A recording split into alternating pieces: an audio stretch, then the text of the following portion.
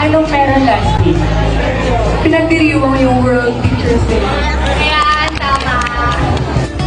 For their skill and dedication to continue to work on content.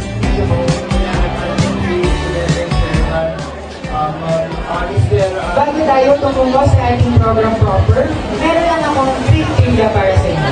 Alam niyo ba na World Teachers Day ay sincelebrate to commemorate the signing of ILO and UNESCO back in 1996. Further express our gratitude sa ating mga teachers, basahin natin ang ilan sa mga mensahe na simulan niyo para sa akin. So for our first message,